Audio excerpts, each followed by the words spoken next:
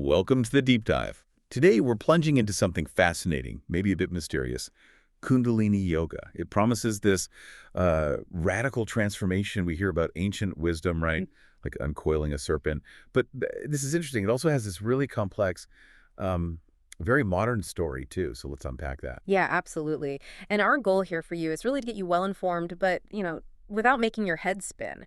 We'll look at the philosophy, which is deep, the history, which has twists, how you actually practice it. We'll even touch on the science that's emerging. And importantly, we have to talk about the controversies. They're significant. So expect some surprises, maybe a few aha moments along the way. Okay, sounds good.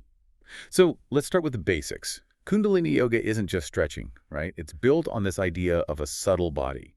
What is that? This esoteric anatomy. Why is it so key? Right. This is fundamental. The core idea is that you have this energetic dimension running parallel to your physical body. Think of it like an invisible energy blueprint. It's made up of divine energy, these psychic centers, channels. And understanding this is crucial because it points straight to the aim of the practice. Not just flexibility, but radically transforming your consciousness. Wow, okay. A radical transformation. Mhm. So within that subtle body, what exactly is Kundalini energy itself? So Kundalini, the word comes from Sanskrit, krutala, which means circular or Yeah. coiled. And the classic symbol is that serpent, coiled 3.5 times right at the base of your spine. It represents this huge, untapped reservoir of creative, spiritual potential just waiting inside you. Untapped potential, okay. And here's a key thing.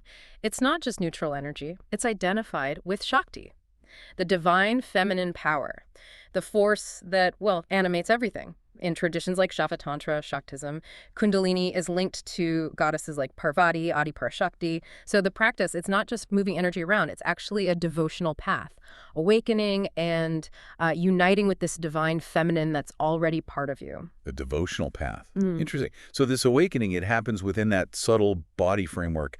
How's that structured? Are there like specific points, Yeah, pathways? absolutely. It's an intricate network. You've got these psychic centers, the chakras, Ah, and energy channels, the nadis, and through these flows, your vital life force, your prana. chakras, I've heard of those. Yeah. Energy center. Exactly. Chakra means wheel in Sanskrit. They're like spinning vortexes of energy at key points along your spine, from the base right up to the crown. Think of them like energy transformers, converting subtle energy for your body, your emotions.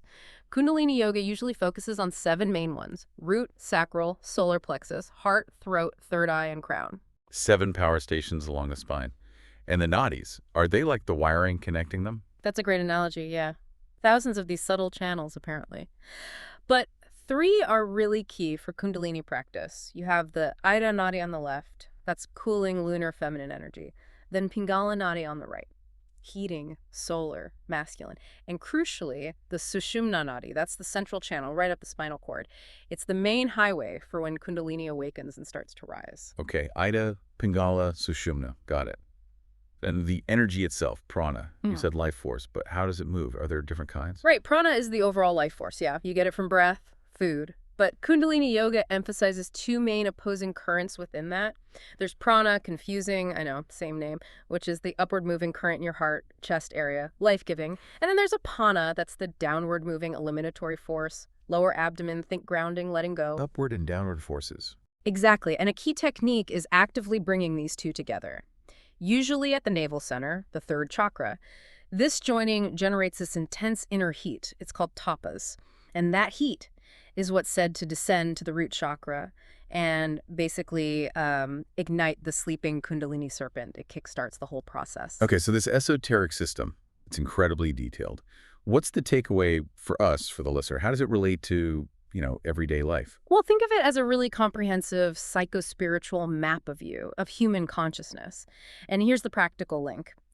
Each chakra isn't just an energy point. It relates to a physical area, A&D, a whole domain of your experience. Right. Like the root chakra connects to your feelings of security, survival. Yeah. The solar plexus, that's about your personal power, your willpower. So the practice becomes a kind of, embodied therapy is a good way to think about it. If you do a posture that works your navel center, you're not just working muscles. You're potentially addressing issues around self-esteem or power. I see. So physical work has direct psychological parallels. Exactly. And the awakening process itself, it's seen as a deep purification. It can stir up old emotions, trauma, stuff you thought was buried.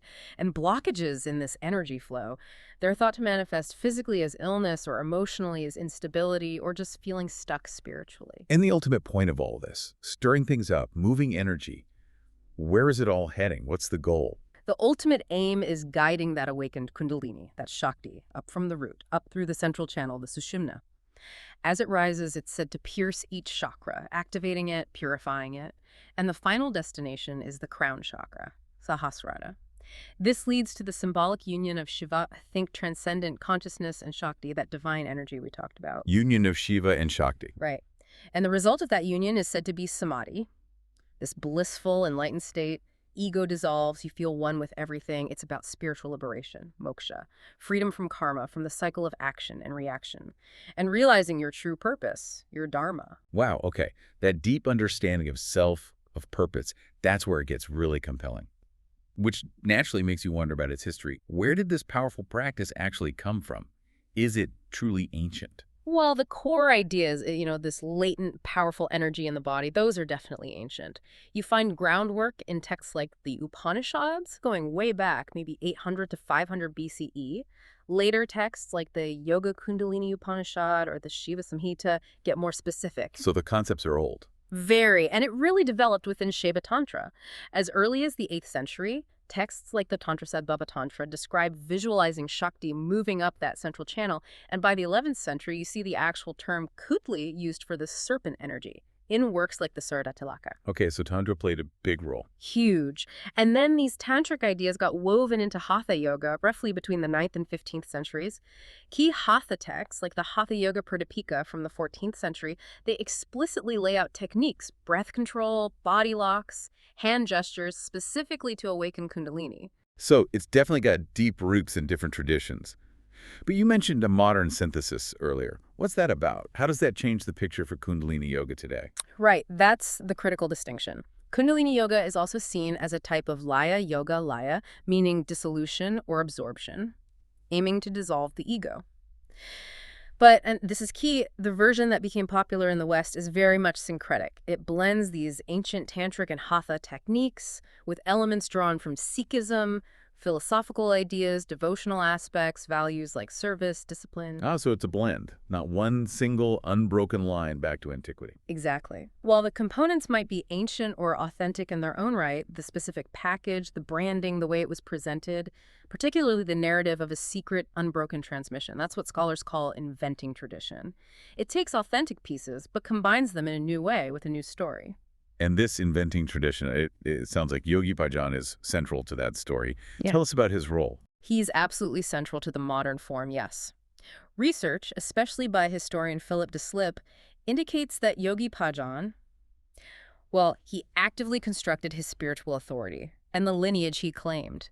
He apparently combined postures learned from teachers like Swami Dharendra Brahmachari with mantras and a certain persona influenced by a Sikh teacher, Baba Versa Singh. He constructed it? The research suggests so, and crucially, de Slip points out that Bhajan significantly changed his story about his lineage and adopted these very powerful titles, like Mahan Tantric, Great Tantric Master, only after a trip to India in 1970-71. What's the significance of that? Why does it matter if he constructed the lineage? It matters profoundly because fabricating this exclusive ancient lineage wasn't just, a historical fib. It was a strategic move, a foundational act of claiming authority. By positioning yourself as the only living master of this uniquely powerful spiritual technology, he created a kind of closed system. Within that system, his teachings and, crucially, his personal directives became almost impossible to question. And this structure, this manufactured authority, it unfortunately created conditions where the abuses of power, which later came out, could happen. That's heavy. Okay, let's shift to the practice itself. It's often framed as this precise technology. How does that work? What are the actual components? Yeah, technology is a word used a lot, and it reflects the very structured nature of the practice. A typical class, for instance, follows a really distinct 6-part sequence. It always starts with chanting the Adi mantra, Om Namo Guru Dev Namo, which translates roughly to, I bow to the creative wisdom, I bow to the divine teacher within. Okay, so tuning in. Exactly. It centers you, connects you to what's called the golden chain, the lineage of teachers, and your own inner wisdom. And after tuning in. Then comes pranayama and warm-ups. Breathing exercises, spinal movements like spinal flexes, Sufi grinds, Mm. getting the body ready, getting the energy moving. Then the main event, the Kriya. This is the heart of The Kriya. What exactly is that? A Kriya is a complete set sequence. It combines postures, breath, sound mantra, and meditation, all designed for a very specific targeted outcome. Like a what kind of outcome? Oh, anything from strengthening your nervous system to balancing your aura, maybe even something like cultivating prosperity. There are hundreds of different Kriyas. Hundreds. Okay. And after this intense Kriya, you must need to integrate. Absolutely. That's why deep relaxation, savasana or corpse pose, comes next. It's crucial. Yeah. Lets your body, your mind, your whole nervous system just absorb the changes, settle things down. Makes sense. After relaxing, there's a specific meditation, again, chosen for a particular effect. It might involve a specific mantra, a hand gesture, mudra, a certain breath pattern, maybe a particular way to focus your eyes, drishti, and often for set times like 3 minutes, 11 minutes, 31 minutes. Each duration is said to have a different depth of impact. Specific timings, too. Very precise. Very. And finally, the closing. Usually singing the song, May the Longtime Sun Shine Upon You, followed by chanting Satnam, Truth is My Identity, 1 or more times, grounds you, seals the practice. That's a very clear structure. So let's break down those core components a bit more. The Kriya sounds central. It really is the primary tool. Kriya just means action in Sanskrit. But here, it's this preset combination where the total effect is meant to be greater than just doing the individual parts separately. Think of it like a prescription, not just general exercise, but a specific formula for a specific result. And breath pranayama must be fundamental in those Kriyas. Right? Oh, absolutely fundamental. Breath control is how you generate, manage, and direct that prana, that life force.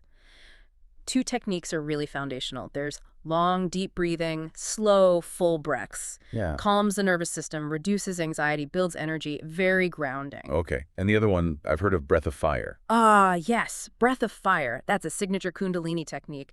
It's rapid, rhythmic, continuous breathing through the nostrils. Equal inhale and exhale, driven by pumping your navel point. It's powerful, very energizing. Said to purify the blood, stimulate the nervous system, charge up your aura, your electromagnetic field, but you have to do it correctly. Right. And the postures, the asans, how do they differ from other yoga styles? They're often quite dynamic, repetitive movements held for specific times rather than just static holds like in, say, hatha. The main goal is often to put pressure on specific nerves or meridians, stimulate your glands, and really open up those energy channels for the Kundalini flow. There's a big focus on strengthening the navel center and making the spine flexible because the spine houses that main channel, the Sushumna. Think archer pose, cobra, spinal flexes, Sufi grinds. Got it. Dynamic, repetitive, focused on spine and navel. And sound mantra seems huge in Kundalini Yoga, more so than in many other styles I've seen. It absolutely is. Mantra is called the yoga of the mind. It's not just background music, it's an active tool. The idea is that the sound vibration, the rhythm, even how your tongue hits the roof of your mouth, which has all these meridian points, apparently 84 of them. 84. Wow. Yeah. That movement and sound directly shifts your consciousness. It's believed to work at a molecular level, is how they put it. Usually the mantras are in Gurmukhi, the script used for Punjabi or Sanskrit. Satnam, Truth is My Identity, that's the big one, the seed mantra. Waheguru is another key one, expressing awe or wonder. Others like Ramadasa Sa Sasahu Song are used for healing, Gobinde Mukunde for clearing subconscious blocks. Lots of specific mantras for specific purposes. And the hand gestures, mudras, and body locks, bandhas. How do they fit in? They're also about directing energy. Mudras are the hand gestures. They seal or guide energy flow in particular ways. Like Gan Mudra thumb and index finger touching stimulates knowledge, receptivity. Bandhas are the body locks. Muscular contractions in specific areas, the root, the diaphragm, the neck. You engage them to temporarily block the energy flow, build pressure, and then release it with more force, directing it upwards. Like energetic valves, basically. Valves. Okay. And finally, meditation and the focus Ks, Drishti. What's the aim there? Meditation in Kundalini aims to cultivate what's called the neutral mind, a state beyond just positive or negative thinking, accessing deeper intuition, awareness. And the meditations are very specific, as I mentioned, combining mantra, mudra, breath, focus for those set times 3, 11, 31 minutes, impacting different levels of your being. Yeah. The drishti, the focused gaze, like looking at the tip of your nose, or the brow point that helps concentrate the mind and direct the energy to, keeps you focused. It really is presented as this precise technology, isn't it? Right. Specific inputs, predictable outputs. That framing is definitely part of its appeal, especially in the West. Do this Kriya for prosperity, chant this mantra for healing. It clicks with a goal-oriented mindset. But, and this is a really profound internal contradiction, this promise of technological control bumps right up against the actual experience of Kundalini awakening for many people. How so? Because the awakening itself is often described as anything but controlled. It can be chaotic, overwhelming, unpredictable. It often demands complete surrender, not precise management. And this gap between the promise of do X, get Y, and the messy reality of intense energy shifts can lead to problems. Like what? Like self-blame. It's not working, I must be doing it wrong. Or someone might push themselves harder unsafely, trying to force the promised result if they feel anxious or overwhelmed instead of blissful. And that vulnerability, well, sadly, that can be exploited by an unethical authority figure. It can foster dependency. That's a really crucial point, the tension between the marketing and the reality. Okay, let's talk about that central event itself. Yeah. The awakening. What does that actually feel like? It sounds so personal. It is incredibly personal, and it varies hugely. It's really a spectrum. For some, it's, well, rapturous, euphoria, deep peace, a feeling of oneness with everything, life-changing in a beautiful way, a divine connection. But for others, it can be deeply disorienting, frightening even. People have described it like a bad drug trip that doesn't end, or feeling like they're going crazy, mimicking psychosis. That's a huge range. Yeah. What are some common things people report, physically, emotionally? Physically and energetically, you hear about intense heat or sensations like electricity moving up the spine, tingling, vibrations, heart palpitations, sometimes involuntary movements, tremors, jerks, even spontaneous postures or actions, which are also called kriyas. Wow, involuntary kriyas. Yeah. And psychologically, emotionally, it's often a period of intense purification. Old stuff comes bubbling up, suppressed emotions, patterns, past traumas. This can lead to altered states, vivid visions, heightened intuition, which can be amazing. But it can also trigger intense anxiety, paranoia, depression, really dramatic mood swings. Spiritually, people often report profound insights, clarity about their life purpose, a deep connection to the divine or the universe. It sounds incredibly potent. But you also mentioned this Kundalini syndrome or spiritual emergency. That sounds concerning. It can be very serious, yes. If an awakening is too abrupt, too intense, or happens when someone isn't prepared or doesn't have good support, it can trigger a real crisis. That's the spiritual emergency or Kundalini syndrome. And the danger is? The danger lies partly in the symptoms: debilitating physical pain, severe psychological distress, maybe withdrawing from life, feeling totally dislocated. These symptoms can look a lot like recognized psychiatric disorders, psychosis, severe anxiety, depression. So misdiagnosis is a risk. A huge risk. If a conventional doctor or therapist isn't familiar with spiritual experiences, they might just pathologize it, medicate it inappropriately. And look, even respected gurus have warned about this for ages. Trying to force Kundalini to awaken without proper guidance, without a stable foundation, it's considered irresponsible, dangerous.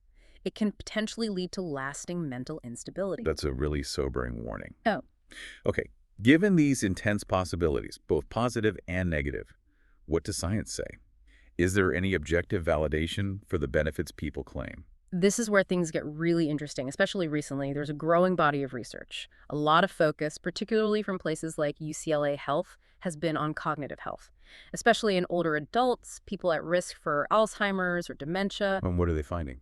Pretty remarkable things, actually. Randomized controlled trials, the gold standard, have shown significant improvements in memory and what are called executive functions. Things like reasoning, problem solving, mental flexibility. Improvements you can measure. Yes. And even more striking, neuroimaging studies, brain scans, have shown actual physical changes in the brain. Things like increased volume in the hippocampus, which is key for memory, preservation of gray matter, enhanced connections between brain regions. It suggests the practice might actually trigger neuroplasticity, the brain's ability to reorganize itself, potentially slowing down, maybe even reversing some age-related decline. Actual physical changes in the brain. That's pretty compelling evidence. It is, and it goes deeper. Research has also found Kundalini Yoga can change how your genes are expressed, specifically genes linked to aging, and reduce levels of inflammatory markers in the body. which points to an anti-inflammatory effect potentially relevant for neurodegenerative diseases like Alzheimer's. Wow. Okay. What about mental health? Stress, anxiety. Also promising results there. Multiple studies suggest it's an effective approach for generalized anxiety disorder, or GAD. One study in 2018 showed significant drops in anxiety after just 8 weeks. Another study looked at stress hormones, specifically cortisol in saliva. They found an immediate drop right after a class and significantly lower perceived stress after 3 months of practice. Lower stress hormones, less perceived stress. Exactly. And it's also been shown to help with symptoms of depression and improve things like self-perception and body positivity, which is why researchers are looking at it as a possible complementary therapy for things like eating disorders too. Okay, so we've covered the philosophy, the practice, the science, but we can't have an honest deep dive without tackling the shadow side. The controversy surrounding Kundalini Yoga is significant. It is. And you really can't separate the history of Kundalini Yoga in the West from its founder, Harbhajan Singh Puri, usually known as Yogi Bhajan. He came to the U.S. in '68, quickly gathered followers, especially from the counterculture, and founded 3HO, the Healthy, Happy, Holy Organization, in '69. And 3HO grew massively, became this global spiritual entity, but also a commercial one. Yogi Tea is probably the most famous part of that. Right, Yogi Tea, another brand. Yeah. And as we touched on earlier, a really crucial part of Bhajan's success was how he deliberately built his authority. That claim of being the sole heir to this secret ancient tradition, it was key to consolidating his power, presenting himself as this infallible master whose word couldn't be questioned. And that manufactured authority eventually crumbled, didn't it, leading to a huge reckoning. It really did. There were rumors, whispers of abuse for years, but they were mostly kept quiet within the community. Until 2019, that's when Pamela Dyson published her memoir, Premka, White Bird in a Golden Cage. Her book blew the doors open. It detailed years of alleged sexual exploitation and control by Bhajan, and after that, dozens of others, women and men, came forward. The allegations were horrific: sexual assault, rape, financial exploitation, fraud, even child abuse, and just profound psychological manipulation. That's devastating. How did the organization respond? Well, the Siri Singh Sahib Corporation, which is affiliated with 3HO, commissioned an independent investigation by a group called an Olive Branch. Their report came out in August 2020, and it concluded that it was more likely than not that Yogi Bhajan had engaged in rape, sexual harassment, and a long-term pattern of abusive and controlling behavior. More likely than not. That's a powerful finding from an independent investigation. Absolutely. It sent shockwaves through the community. Betrayal, horror, disbelief for many long-term followers. You had prominent figures like Dr. Gabor Mate, who had been involved, publicly denouncing Bhajan, calling him a charlatan, an exploiter, a sexual abuser. It caused a deep, painful split that continues today. Beyond the horrifying abuse by the founder, are there risks inherent in the practice itself, separate from him? Yes, that's an important distinction to make. Even setting aside the abuse scandal, the practice itself, as we discussed with the Kundalini awakening, is undeniably potent. And that potency carries inherent risks. The powerful, energetic shifts, the psychological stuff it brings up, it can be destabilizing, especially if someone jumps in without being prepared, without good guidance, or if they have underlying psychological vulnerabilities. So it can lead to those spiritual emergencies we talked about. It can. Significant physical pain, mental or emotional instability. Yeah. And even specific techniques like breath of fire can be physically risky if done incorrectly. Or if you have certain health conditions like high blood pressure or heart issues, it demands respect and caution. Okay. And what about the relationship with the Sikh community? I understand there's criticism from that direction too. Yes, that's another layer of controversy. Mainstream Sikh authorities have actually condemned the specific form of Sikhism practiced within 3HO for decades. Way back in 1977, the SGPC, that's the top governing body for Sikhs, publicly rejected Bhajan's claims to leadership and titles within Sikhism.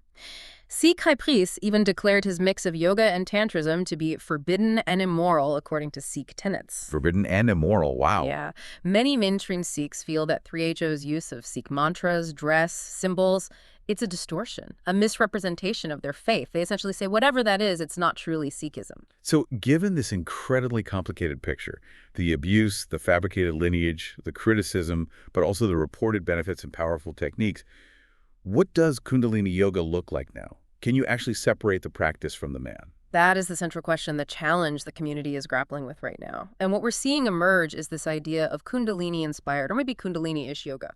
Kundalini-inspired. How does that work? Well, you have teachers who are trying to navigate this. They're openly acknowledging the history, the abuse.